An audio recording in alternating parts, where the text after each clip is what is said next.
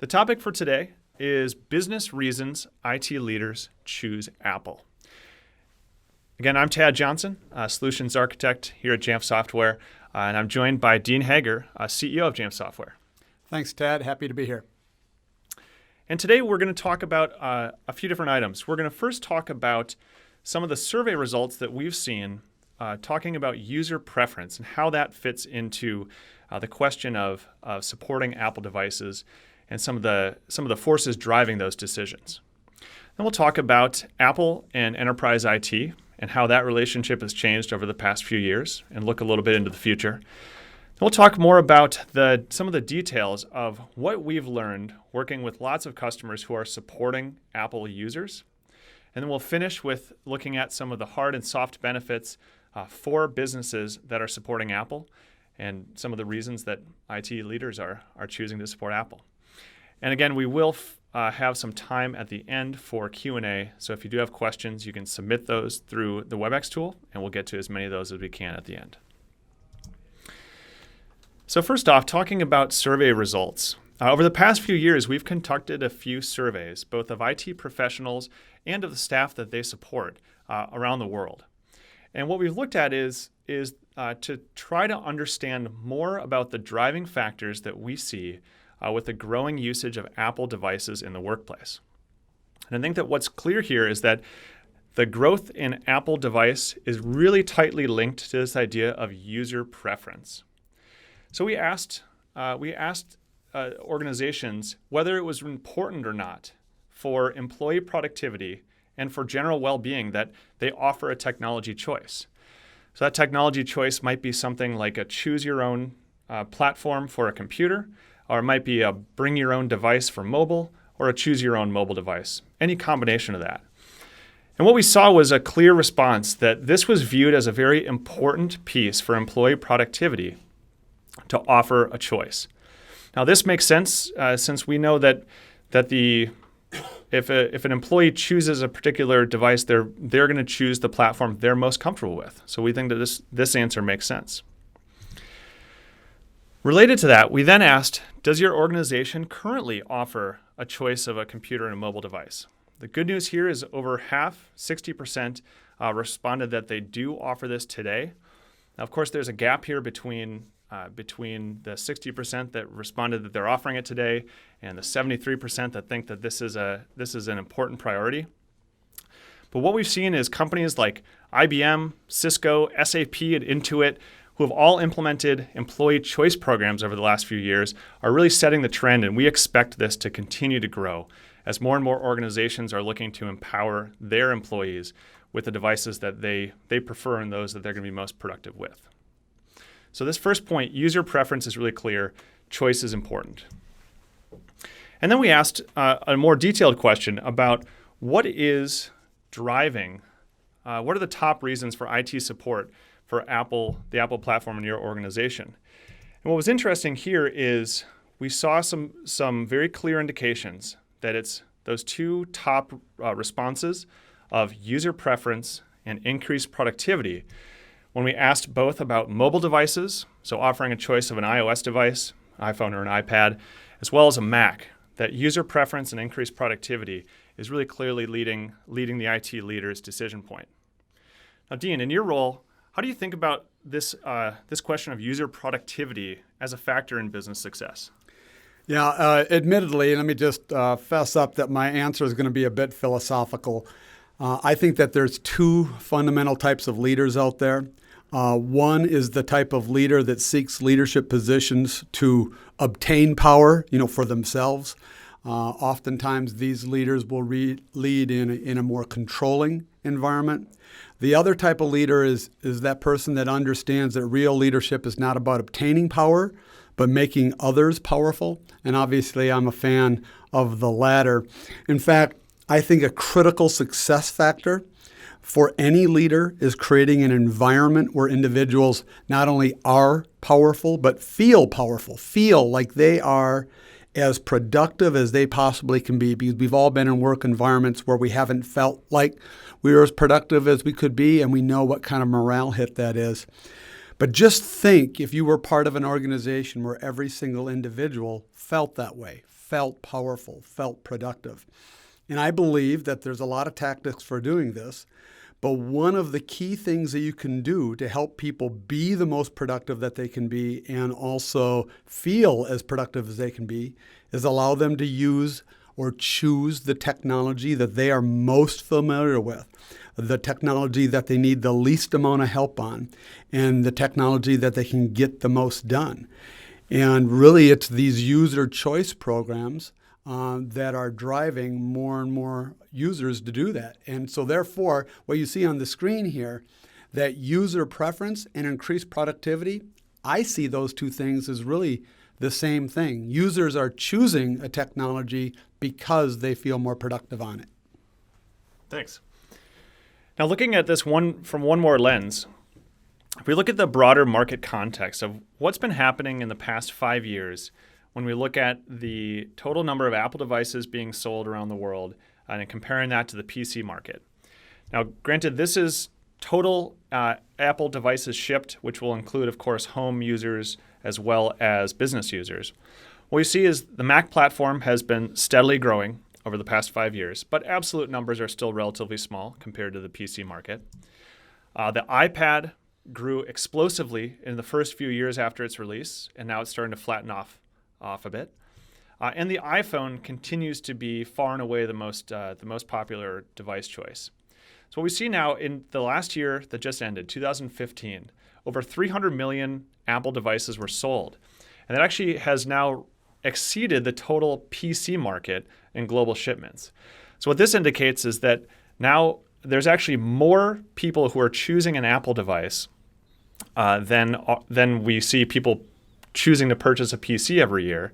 And I think that, to your point previously, this suggests that there's going to be more and more people who, when offered that choice, are going to be choosing the Apple device they're most familiar with. You're right, Ted. The fact that you included the consumer devices in here and the education devices is important because if you think about it, back for those of us that are old enough to remember, back in the 90s, a lot of us, most of us, used a Microsoft-based device at home. And the reason we did that is because that's what we were issued at work. Well, now with choice programs, users at work are choosing what they use at home, and more are using Apple in school and Apple at home. So it's the polar opposite effect of what we saw in the 90s is what's happening today. So now let's turn and examine a little closer the relationship with Apple and enterprise IT. As you just mentioned, back in the 90s, it was really dominated by Windows. I think that was clear. And even at the start, when Jamf started out, we started out in 2002 supporting a lot of companies that were using Macs. And of course, in that time, a decade and a half ago, the Mac was typically found in a marketing department or a creative agency. It was relatively uncommon to see widespread usage within the enterprise. Now today, everything has changed. Today, Apple is entirely commonplace. iPhone and iPad continue to lead in terms of enterprise mobility. And now we're seeing more and more organizations who are discovering that these choice programs with Mac has also been really productive. Dean, I'm curious, since you mentioned you were a Windows user in the past, what was your personal experience in migrating from Windows to Mac? Yeah, like most everyone else that's probably on the line or has been in the workplace for a while, prior to joining Jamf, regardless of my position, I was given the standard issue Microsoft laptop device. And I've always had an interesting relationship with IT in general because I was always one of those people that just wanted more all the time. And being issued the Microsoft laptop, it always frustrated me a bit because that's not what I had at home. I had a Mac at home. I also had an iPhone and an iPad, and I owned those things at home because that's what I liked the most if I go all the way back to college. But still, throughout the years, I just used whatever the standard issue that was given to me. But it was around 2012. Frankly, I'd had it. I have always been a frequent traveler in my job. And I didn't really like the weight of the laptop. I didn't really like how long it took to wake up every time I opened the lid. And back in the airplane days where you had to sneak in work, before the doors closed, that was a big deal. And I didn't like the frequency that I had to Control Alt and delete it. So, around that time, the IT team with the organization I was with, they didn't support Macs, but they did support iOS devices. And so I made the decision, you know what, I'm giving back my laptop. I'm using only an iPad. Now remember, this was 2012. And back in 2012, that was a much harder decision to make than today. Microsoft Office didn't run as well on the iPad. It didn't have the multi-application support, not to mention the iPad Pro didn't exist. So the decision's much easier today. But still, back in 2012, despite some of the issues that I had, I was actually a much happier team member when I went all iPad all the time because I made that choice. I was predominantly using what I liked. And IT was happy because they were still able to manage it and secure it, and they had all the control that they wanted. And I was happy because even when I ran into incompatibilities, I was so familiar with the device that I would find alternatives and still be productive. And of course, when I was eventually able to move to the MacBook, well, of course, you would now have to pull it out of my cold, dead hands. But here's my point. IT teams should not underestimate the power of employee self-sufficiency. And when they choose the technology they want, they are much more motivated to make things work, as opposed to complaining that IT, like I used to, is not providing absolutely everything that they need. Thanks for that. Thinking about this evolving role with Apple, this was a quote from Tim Cook last year in the 2015 October earnings announcement. He said, "I doubt very many people knew that we have a $25 billion enterprise business that we've quietly built in not too many years." Now, this may have been a surprise for some of the investors on that call. This was probably the first time that they really clearly not only made a point to call out their enterprise business, but actually gave us some idea of the scale of that business. But again, here at Jamf, we've been working with Apple for a lot of years. And when we look back at that last decade, I think it's interesting to see some of the product and company strategy decisions that they've made along the way, even going back to 2006 when they first adopted the Intel processor so that they could take better advantage of that system architecture. All the way through to today, a number of points that have come together to really build this strong enterprise presence. So a few that I wanted to highlight. Back in 2008, Apple introduced native Exchange ActiveSync support so that you could get your Microsoft Exchange email on an iPhone, you could get that on a Mac, and of course later you could get that on an iPad using the native plugin, so you don't have to do any sort of workaround to connect that with what at the time was far and away the most popular email service. In 2010, Apple rolled out MDM, Mobile Device Management. And again, this was to manage iPhone and iPad to provide the enterprise IT with the configuration capabilities and the security capabilities that they need to protect the data that's living on those devices. Later that same year, in 2010, Apple rolled out the Volume Purchase Program. And this was a way to unlock the massive app store, that giant developer community of third-party developers who are building apps. And now it's a way for organizations to purchase apps in bulk so that they can see the same benefits of productivity apps and business purpose apps that users do at home. In 2011, Apple built in FileVault 2, a whole disk encryption system, into the Mac operating system. And now they had a very clear answer for one of the most common challenges that IT groups faced when they were considering deploying Apple devices, and that was data security. Now, whether you have a Mac, whether you have an iPad, or whether you have an iPhone, you have strong data security built right into the operating system, so you don't have to worry about data going missing. In 2014, Apple introduced the Device Enrollment Program. And this was really a brand new way to think about the steps or the workflow involved in taking a new device and getting it ready for use by one of your users. Later in 2014, Apple announced a partnership with IBM. And for those of us that remember back in the 80s when Apple and IBM were competing, I think we all chuckled a little bit at how much has changed over the last 30 years. But really, this shows just how committed Apple is to this enterprise IT market, that they're partnering with one of the biggest leaders in enterprise technology and doing so in a way that's going to benefit their customers in a big way. And then the next year in 2015, Apple introduced another key enterprise partnership with Cisco. So now the landscape that we look at today, if we think about all the product and the strategy choices that they made, we have these three companies that are now working together. Apple, of course, making great products that everyone loves, making the iPhone, iPad, Mac, and the Mac and iOS operating systems. Cisco, who's one of the largest enterprise networking technology companies, and IBM, all working together. It really suggests that there's, that this is kind of a new era, if you will, of enterprise IT. Dean, I wonder if you might comment on what do you think that this partnership means for the enterprise IT landscape? Yeah, I'd be happy to. Obviously, IBM and Cisco are, they major in the enterprise, right?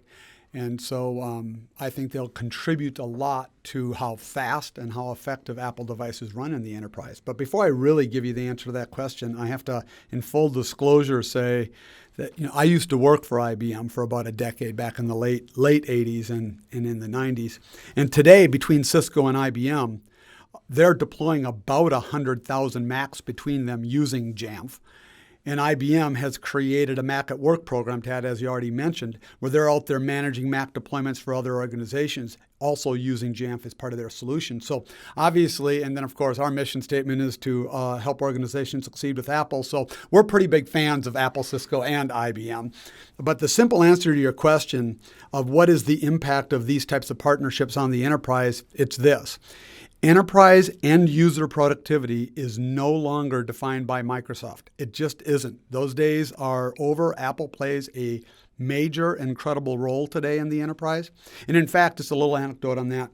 Recently, I was at a meeting out in Silicon Valley of more than 24 CEOs from various large-scale enterprise technology companies from around the United States. And we were all sitting around this one big, large table.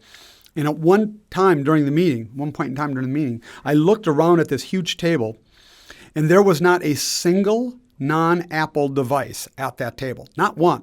We all had devices, by the way. Every single person at the table had a device. But there was not a single non-Apple device. It was iPhone, iPad, Macs, lots of Macs, but nothing other than Apple.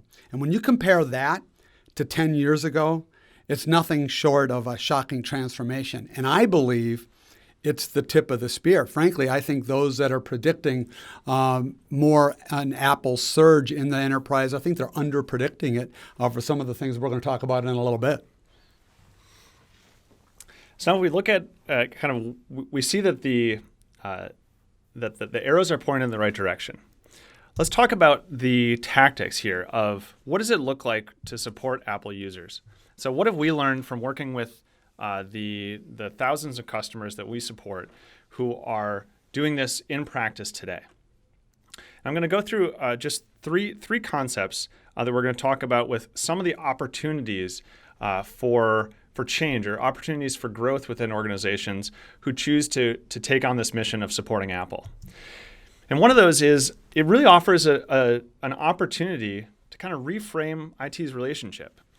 Dean, as you said, with your experience in the past where you had a PC that wasn't always so cooperative with you, it was seen as something they gave to you, right? It was not your choice. You weren't taking it. You weren't choosing it yourself. It was an IT tool that they gave it to you. And as unfair as it may be, there's still a negative stereotype in the world of that IT is kind of that they can be a barrier, right? This is. If you haven't seen the TV show, The IT Crowd, this is Roy, who answers every help desk call with, "Hello, IT, have you tried turning it off and on again?" That's, again, I know this is just a stereotype, but I think that there is some truth to that a lot of people see IT as not as the enabling factor, but they can see it as a bit of a roadblock. What we've learned from working with organizations that are really leading in this space is flipping that IT relationship on its head and thinking about delivering something that looks a lot more like the Apple Genius Bar, like that experience that you get when you walk into your local Apple retail store. And we've actually seen a number of companies, Jamf included, where we now have our own little mini Genius Bar where any of our employees, if they have a problem with their technology, they can go and sit down, look one of our IT staff in the eye, and they get that human interaction, that empathetic viewpoint, and they don't have to worry about filing an IT ticket, calling someone on the phone, or waiting for that response to come. One of the ways that supporting Apple can enable this is that we're seeing that a lot of our customers report just a lower volume of tickets. And part of it is that idea of self-support and self-sufficiency. Part of it is just benefiting from the fact that Apple devices are generally a higher quality build. You're not worrying about keyboards with keys popping off or laptop hinges failing to stay open. And so it's possible to reframe the way that support is delivered. Again, part of that is the idea of self-support or peer support. Anyone who's using a Mac at home or who's using an iPhone or an iPad is familiar with the App Store. This is Apple's model for delivering software to users. And the great thing about this is that you don't have to know anything about how software is created, how it's packaged, how it's deployed.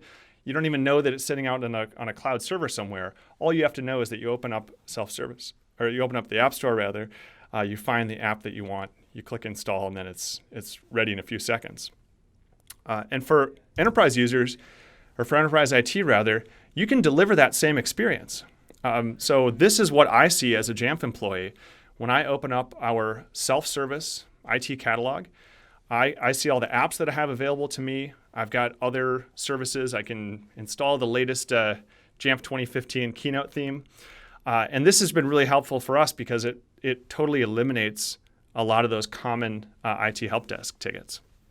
And Dean, as in your experience here at Jamf for the last few months, how do you see this self-support model working?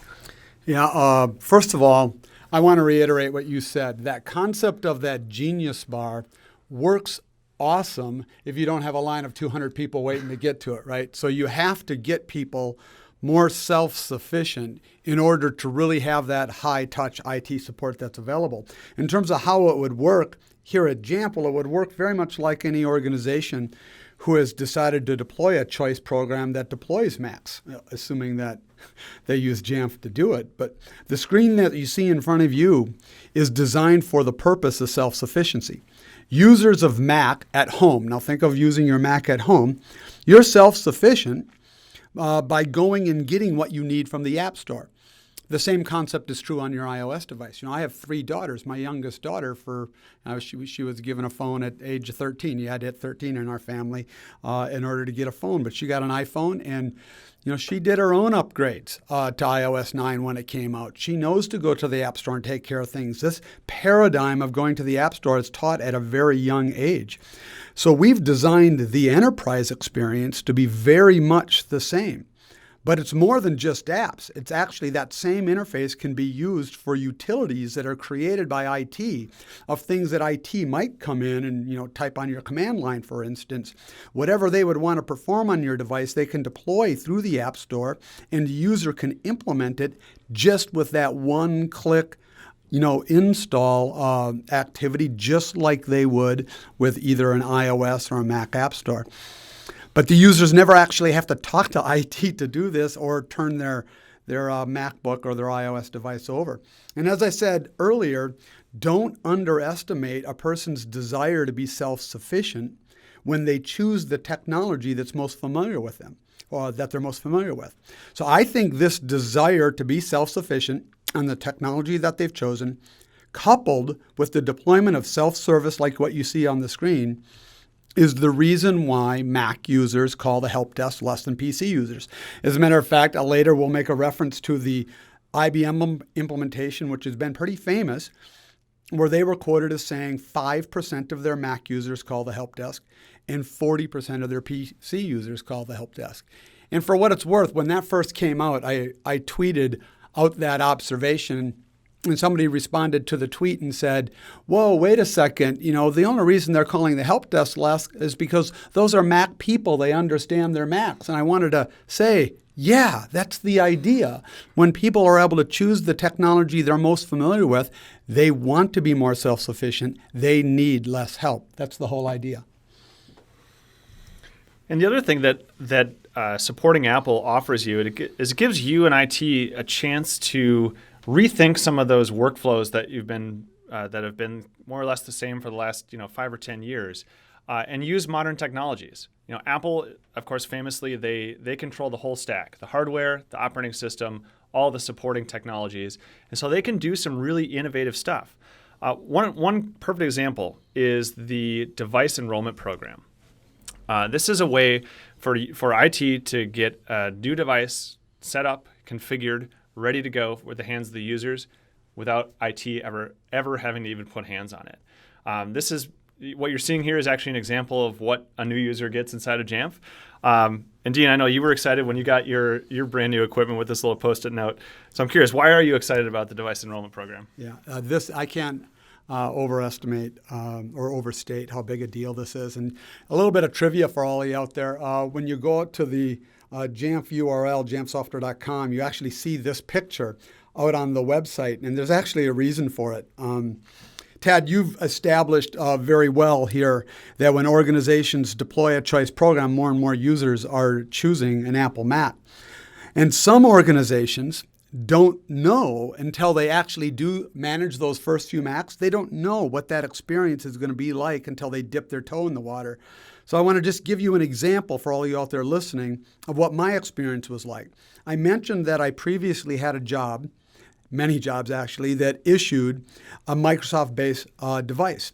And in my last job, on my very first day at work, a dedicated IT team came into me and presented to me all my devices that they had slaved over, loading it with exactly what I needed, securing it, and optimizing it according to my specific needs. And I got to tell you, I was really impressed with how hard they worked and how prepared they were on day one. That wasn't my experience first day when I joined Jamf. When I joined Jamf on my first day, I walked into my office and I saw a shrink-wrap box, much like what you see on the screen, with a Post-it note on it. And the instructions were simply, step 1, open box. Step 2, power on iPad. On the Mac, it said power on the Mac, since I had both. And step 3, there is no step 3. Love Jamf IT. It was that simple. Yet, the machine, when I powered it on, was loaded with everything that I needed. It was secured and inventoried, even though I hadn't met anybody from IT yet, and they hadn't touched the device. While I was impressed with the hard work they had done in my prior job, this blew me away. I didn't know that this type of service was possible, and frankly, neither do a lot of businesses out there. I think those businesses that have predominantly deployed Microsoft devices, they don't know the concept of zero-touch deployment, yet with all the management that you want on it is even possible. And I think when businesses learn, and by the way, what makes that possible, and you mentioned it, Tad, is the device enrollment program by Apple. So we can't take credit for that. That's something that Apple came up with. But when businesses learn that they can deploy devices without ever touching them so that their end users get that entire great unboxing experience by Apple, and they're still managed, and then they enable that user to be self-sufficient with the self-service tool that we described a little bit earlier, we're going to start to see that the Apple device is not only the user choice, but more and more is going to start to become the business preference. That's a perfect segue, talking about benefits, right? We know that that when you're responsible for leading a business, you have to look at both sides of the cost equation, not just the fun side. So what are some of these benefits that we've seen through our customers' eyes of implementing Apple, of implementing choice programs, and of taking advantage of some of this new technology? One, an easy one, is it gives you an opportunity to refocus IT more on the mission of your business and less time spent on those, those just drudgery tasks, like taking a new machine out of the box, powering it on, running through a dozen updates, maybe building an OS image. You can completely eliminate most of those steps and replace that time with time spent on the core mission of the business. It's a motivator for your IT staff if they're focused more on the fun stuff, and of course, it's a motivator for the employees who don't have to go through any of those less than fun steps.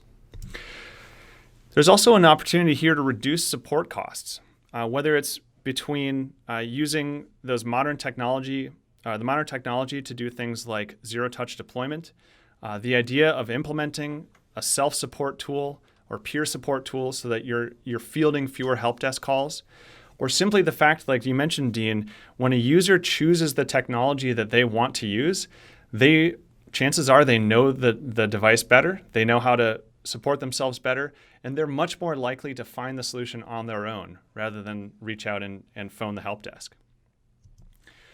Another one is that Apple hardware actually holds its residual value much better than a comparable PC.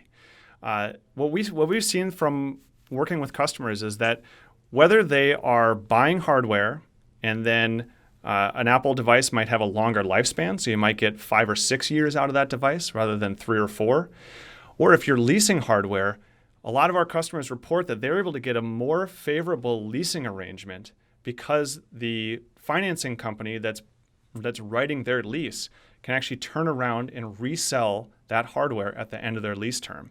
Meaning that while the initial purchase price might be somewhat higher for a Mac when you compare it to your average Windows laptop, that the total lifetime cost is going to be comparable or even less than what you've seen on a Windows device. And then the last, of course, happy and productive users. And while this, of course, is a long-term benefit, it's not something that's going to turn around overnight. At the end of the day, Dean, when you mentioned leadership, this after all is the fundamental mission. How can we make the users in our organizations the most productive, the most empowered, and the happiest that they can be? And that makes it easier to attract and retain top talent. It can be a competitive differentiator when you're hiring in a competitive market. And of course, this is the way that our work gets done, not through the IT leaders or the CEOs of the company, but through the workers who are out there every day doing their work. Now, we've told you a lot about the benefits of Apple and the benefits of choice, but in the words of Lamar Burton, don't take our word for it. This is a similar story that was told by Fletcher Previn last fall in October at the Jamf Nation User Conference, where he presented a really compelling story all about the journey that IBM has been on as they have implemented a choice program for IBM internal users around the world. And this is where they've seen some really impressive stats. I'd encourage you to go out and watch this video. It's posted on jamfsoftware.com. It's called Mac at IBM, 0 to 30,000 in 6 months. But this is where we've seen things about the difference in the help desk requirements, the difference in the support ratios, and that, yes, this is possible to do this on a huge scale and to do it well and actually to do it at a better support cost than what they were comparing it to. But on the IBM story, Dean, I wonder if you can, just at the end here, if you can mention anything about not just the Mac IBM story, but the Mac at Work through IBM, where they're actually helping their customers as well. Yeah.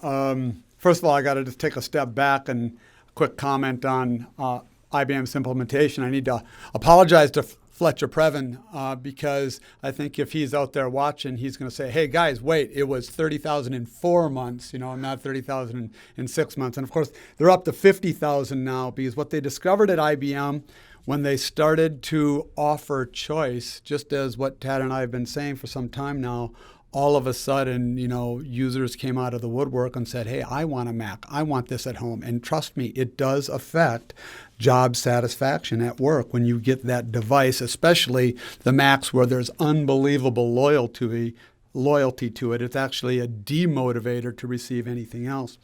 And I've talked a lot about user choice today. And at Jamf, we offer a user choice program as well, as long as that choice is Apple. Now, that may sound a bit hypocritical considering everything I've said about, letting users choose the device they want. But in truth, let's, be frank about it. We are a very different organization than most everyone else on the line because offering Apple expertise and solutions is our mission. We help organizations succeed with Apple. That's our mission statement.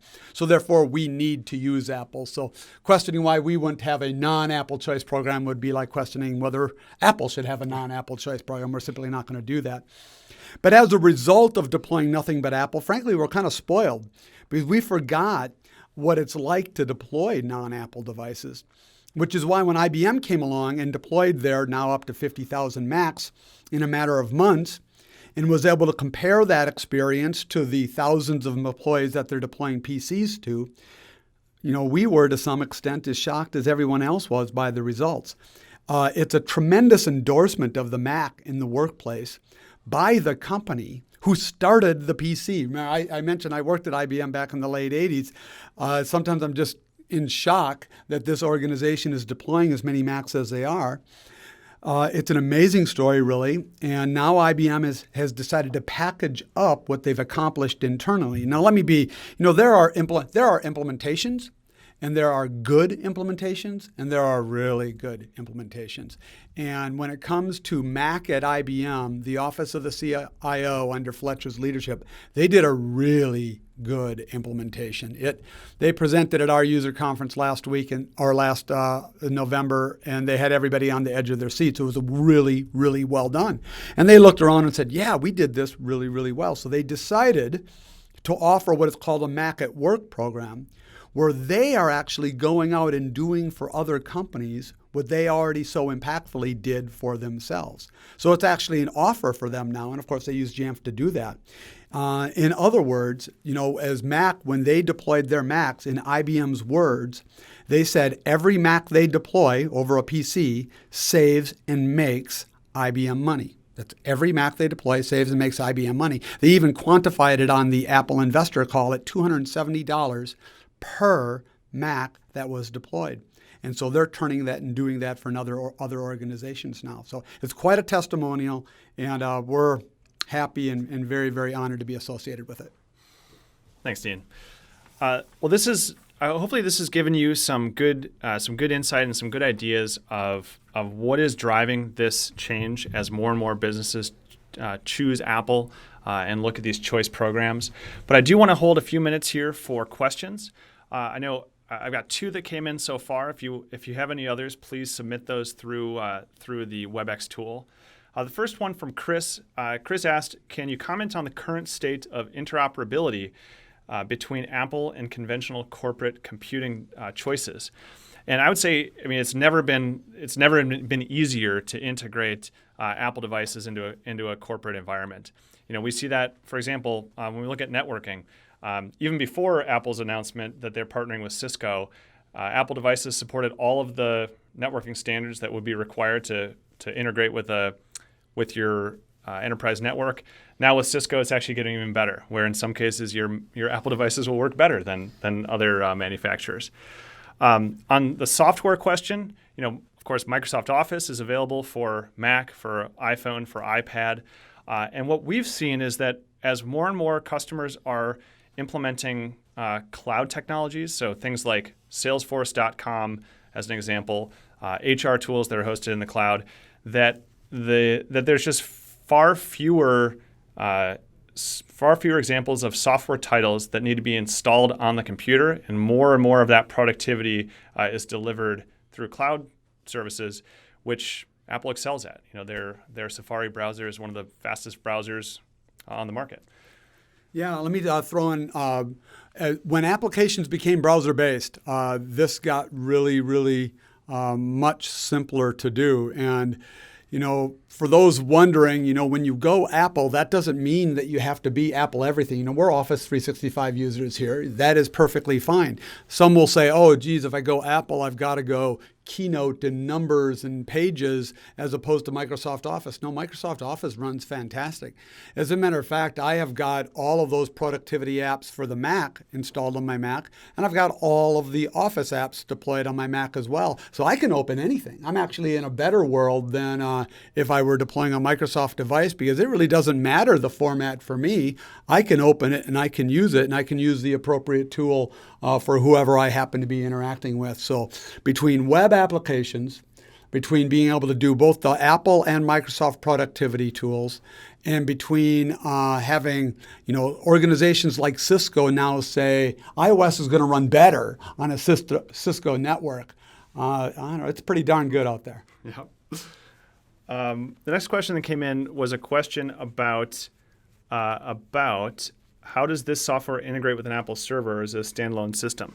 So, we mentioned just briefly, here at Jamf, we make the Casper Suite. Casper Suite is software for enabling enterprise IT to manage Apple systems. This is delivered, it's a hosted system, so we can host this on our server.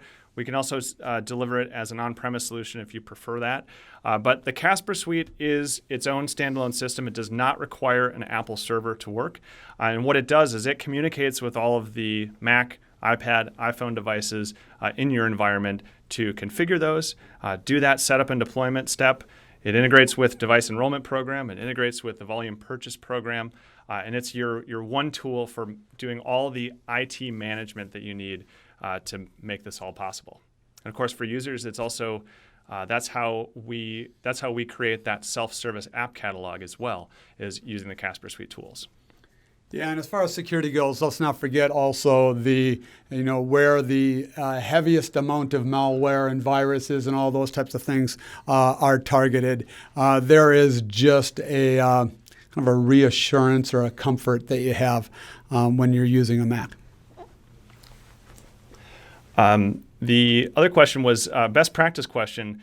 Should I join a Mac to Active Directory or not? Should a user be a local user? Active Directory is supported from the Mac. It's out of the box. There's a native plugin that you can bind your Mac to Active Directory. Should you do it or not? I'm going to hedge a little bit and say that kind of depends on the choices that you want to make in your organization. I know here at Jamf we do not bind all of our Macs to Active Directory. I would say this is an active debate that's going on within our user community. If you want to dive right into it, you can actually find that over at jamfnation.com. If you search for Active Directory, you will get dozens and dozens of discussion threads. But I would say right now the trend is leaning against binding to Active Directory, and I think that more people are doing that with managed local users. Yeah, and for what it's worth, even if you're not a Jamf customer out there, I want to emphasize what Tad just said, that if you go out to Jamf Nation, we've got over 30,000 members of the most talented Mac administrators in the world out there that, if we can't answer your question right here, you will get it answered out there.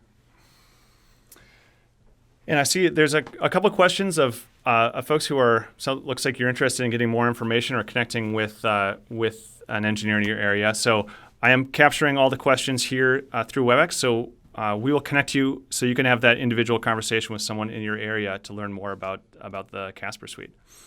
But with that, I want to say a big thank you. I know it's tough to take a bunch of time out of your busy week. Thank you for joining us today. Dean, thank you. Thank you, Tad, and thanks to everyone out there. And have a great rest of your day.